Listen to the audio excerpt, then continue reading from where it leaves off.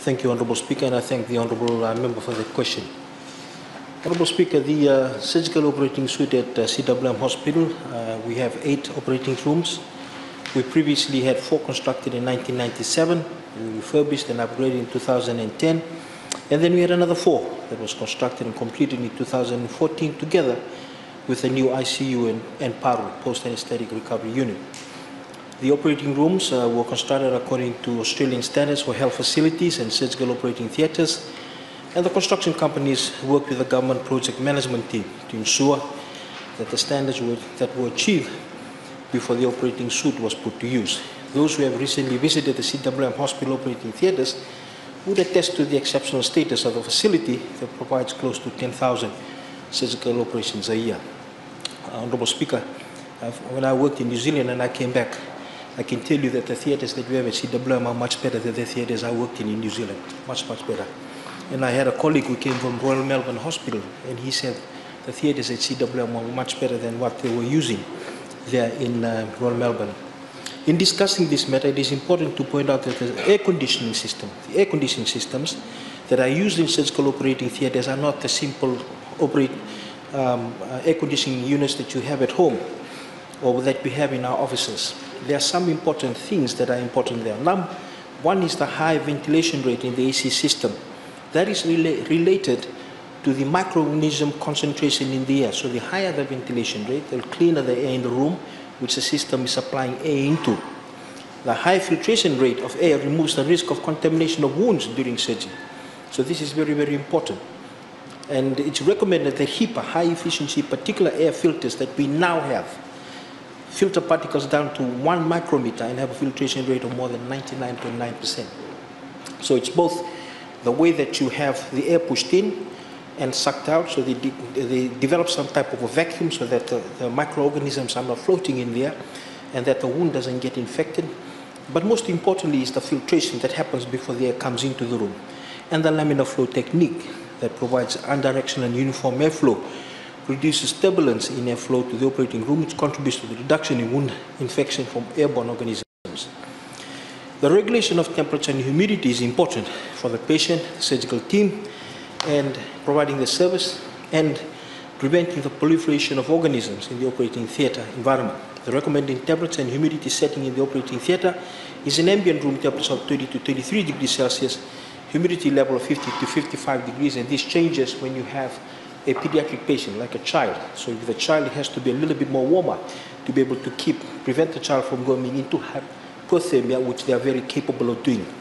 So these are different. So in essence, what I'm trying to say is, once we have 8 theatres, we have theatres that are dedicated specifically for neurosurgical orthopedics, we have a theatre dedicated to general surgery, we have a theatre that we regularly use for children and pediatrics.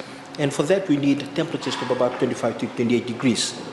The whole point of what I'm trying to say is to highlight the fact that air conditioning service in operating theatre is a complex and intricate service that requires specialized industrial knowledge in this. It is also a well-researched area in the engineering and medical arena, and the machines are costly to purchase and maintain. Not all refrigeration or air conditioning companies in Fiji deal with air conditioning of surgical capabilities or surgical operating theatres. In fact, we've had a number of local companies that have dealt with this issue and that have needed to resort to the assistance of engineers from overseas manufacturers to address issues that we've had with the AC units in our hospitals operating theatres. And the Ministry is always working to ensure that the standards of air conditioning of our theatres in the hospital are maintained at high standards. For the operating theatres at CWM, the Ministry has been aware that the air conditioning units of the 4 rooms that were refurbished in 2010 began to malfunction at times at the end of last year due to their age. And for this, we had organized the AC units to be assessed and necessary parts to be purchased to replace those that were identified as defective, and as we plan towards the replacement of the whole AC systems in those 4 rooms. During Tropical Cyclone Sarai, part of the electronic operating system for the AC units for the 4 rooms were damaged and required systematic overhauling. The Ministry has engaged the supplier to assess scope and to fix the damages from the cyclone. The Ministry has also sought independent assessment of the damage. Based on the recommendations from these assessments, the Ministry is taking all the necessary actions to address the matter. So in summary, we have currently 5 functioning rooms throughout the week 3 rooms over the weekend, 2 rooms continue to run overnight from 8 p.m. to 8 a.m. Having said that, we don't run all the 8 theaters all the time. Even before, we even had issues with the 4 that we have issues with. Currently at the moment, we're going through the process of fixing them up completely. We never run all the 8 theaters all the time. The reason is very simple. You've got to have a standby theater in case an emergency comes through. You also have to have another theater that, because you've been running this theater all throughout the 8 hours of the day, you could be able to surge into the other theaters so that we can allow time to clean the other theaters. You also have another theater that we run as an endoscopy theater. So in essence, we normally run about 5 or 6 theaters. That's what we normally do. And we're running 5 theaters at the moment. We're also managing our emergencies as well as a consistent flow in the clearance of our elective list. And the patient that you alluded to, the one that was turned away 4 times, wasn't turned away 4 times. It was a child who had a hernia, was brought in. Best practice suggests that you reduce the hernia. The pediatric surgeon, we have 2 pediatric surgeons, one trained in Starship in Auckland, one trained in Waikato. Reduce the hernia went big, went back in. Best practice suggests that you can operate a few days later, maybe a week later, maybe months later. They asked the parents, the discussion was, and they agreed, maybe do it now while still in the admission. And they were trying to connect because you needed a pediatric surgeon, you needed pediatric anesthetists, you also need to make sure that you have pediatric intensive care available afterwards, because operating on children is not a trivial matter. It's not just about taking a child into theater, it's making sure that you have all the responsibilities available. And that's why this child was finally operated on. At this point, we are managing our emergency as well as ensuring a constant flow, system flow in the clearance of our elective list, especially at the moment with the COVID-19 upon us, the cancers. Our hardworking surgeons, obstetricians, gynecologists, and specialist surgical teams, including the eye surgeons, are monitoring the health of booked surgical patients in the follow-up clinics, communicating with them regularly, and are escalating their surgical care when necessary. In the last 4 months, with COVID upon us, and the challenges that we face, and the fact that we recently, for example, we had a patient that was taken to theater, suspected COVID, so they all had to dress up in all those PPEs. They all afterwards had to be quarantined, the whole surgical team, which is 15 of them, in this COVID environment. So in this COVID environment, from January to April, we did in CWM nearly 3,000 operations, averaging 700 a month.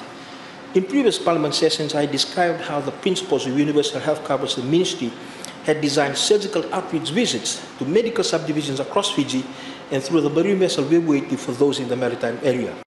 This strategy has really worked well for us in ensuring the effective clearance of our waiting list that could have been done all communing at CWM Hospital otherwise. In our effort to ensure consistent flows in our operation, even during the COVID-19 lockdown, we activated operating theatres in Raki Raki and Singatok Hospital. And that operating theatre in Singatok Hospital continues as we speak today. There's a team there in Raki Raki today. And they're a team from Lautoka. And I want to thank them, the Lautoka team, for covering Singatok at the moment, Singatok, in which Suva was covering when there was a lockdown. So essentially, if you think about it, you've got these 5 operating theatres. We also got the possibility of surging into Singatok, and you've got the operating theatres there, and obviously in the other areas. While we've continued to deal with emergency operations in CWM for those who urgently need them, Honourable Speaker, we are mindful of the need to fully open elective surgeries in the immediate future. And we've actually had our surgeons working with teams from all over the world to discuss what will be the new norm in terms of COVID-19 operations. Because as you are aware, when patients are brought in and have an operation, they're put to sleep, and if they have COVID-19, they could spread it to everyone in theatre. It is important, therefore, that we get this air-conditioned flow right. We have in place processes to ensure that the care of surgical patients affected by these events are maintained and monitored, and emergencies addressed promptly when they arise. The air conditioning supplier company has assured the Ministry the air conditioning unit will be completely repaired rather than just partially, and returned to full function at the earliest opportunity when the rest of the parts come in. While we're doing our best to ensure that all patients are cared for during this time, I can assure the House that the Ministry is doing all it can to address the air conditioning issue at the operating theatres in CWM Hospital. Thank you very much. Thank you.